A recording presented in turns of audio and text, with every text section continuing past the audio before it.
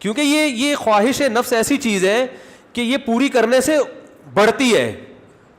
آپ کے جو دل کی خواہش ہے نا, نفس کی خواہش, یہ پورا کرنے سے کم نہیں ہوتی بلکہ بڑھتی ہے.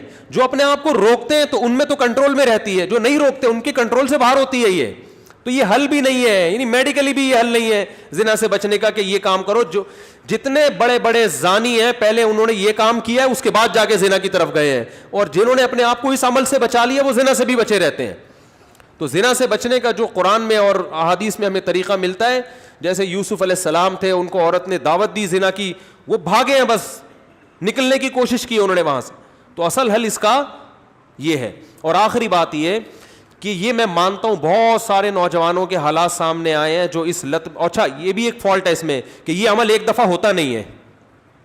آپ جو نوجوانوں کی ہسٹری جمع کریں نا, تو ایسا نہیں ہوتا کہ جس نے ایک دفعہ کیا تو بس زندگی میں ایک ہی دفعہ کیا, کہ یار بہت زیادہ مجبور ہو گیا تھا تو یہ عمل کر لیا. نا نا نا نا, جس نے ایک دفعہ کیا وہ دن میں 10 دفعہ بھی کرتا ہے پھر یہ عمل.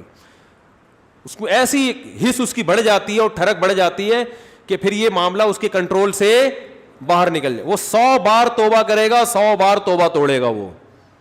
تو یہ پریکٹیکلی بھی ممکن نہیں ہے کہ کوئی اپنے آپ کو بچانے کے لیے ایک دفعہ یہ عمل کر لیا تو اب سکون میں آ گیا. نا نا نا نا, میرے پاس جو نوجوان آتے ہیں ان کی ہسٹری میں آپ کو بتاؤں, وہ کیا کچھ, ایک صاحب کی 2 بیوی. اچھا ہاں یہ بھی بتا دوں, جب یہ لت زیادہ پڑتی ہے تو پھر یہ بیماری شادی کے بعد بھی نہیں چھوٹتی, یہ بھی ذہن میں رکھیں. ایک صاحب, میں نے جو زندگی میں سب سے پہلا فتویٰ لکھا ہے نا وہ کیا تھا, آپ حیران ہوں گے. یہ 1999 میں سوال آیا, ایک آدمی کی 2 بیویاں, اسے نکاح سے پہلے اس کی عادت پڑ گئی, یہی سوچ کے کہ یار ابھی اپنے آپ کو ٹھنڈا کر لیتا ہوں, تسکین کر لیتا ہوں, برائی سے بچ جاؤں گا, یہ ہو جائے گا وہ ہو جائے گا.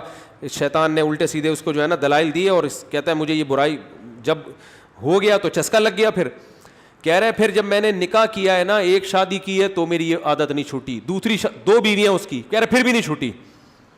تو کہہ رہے میں اتنا غصے میں آ جاتا تھا کہ یار میری بیویاں بھی ہیں پھر بھی مجھے ان کو تسکین اس میں ہوتی ہے. پھر بالکل ایسے ہے جیسے لوط علیہ السلام کی قوم کو جب لڑکوں کی عادت پڑ گئی تو اب ان کو عورت سے تسکین بولتے کیوں نہیں ہو رہی. تو یہ ہینڈ پریکٹس کا ایک یہ بھی بڑا نقصان ہے کہ جب اس کی لت پڑ جاتی ہے تو شادی کے بعد بھی یہ عادت نہیں چھوٹتی.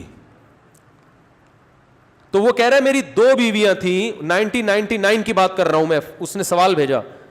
تو کہہ رہا ہے کہ میں اتنا مجبور ہو گیا کہ ایک دن میں نے قسم اٹھائی کہ آئندہ میں نے اپنے ہاتھ سے اپنے آپ کو فارغ کیا تو میری دونوں بیویوں کو 3 طلاقیں.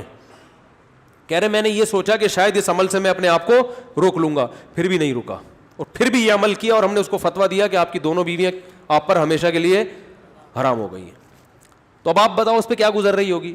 تو ہم نے لوگوں کے یہ حالات دیکھے ہیں, تو اس لیے اس قسم کے کلپ سے متاثر ہو کر کوئی بھی شخص ایسی حماقت کرنے کی کوشش بولو بھائی نہ کرے.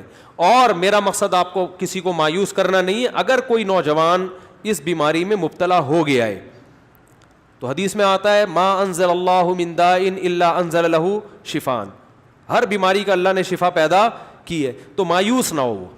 سب سے پہلے تو وہ نکاح کرے تاکہ معاملہ آگے بڑھے نہیں, کیونکہ اگر نہیں کرے گا نا یہ پھر یہاں تک رکے گا نہیں معاملہ. کیونکہ یہ لڑکے پھر جب یہ کام کرتے ہیں پھر وہ انٹرنیٹ پر فحش فلمیں بھی دیکھتے ہیں, پھر وہ تصویروں کی طرف بھی جائے گا, بد نظری کی طرف بھی, اور پھر یہ بڑھتا رہے, پھر وہ زنا کا متلاشی ہوتا ہے کہاں مجھے موقع ملے. تو اس لیے میرے بھائی اپنے آپ کو روکنے کی کوشش کرنی چاہیے.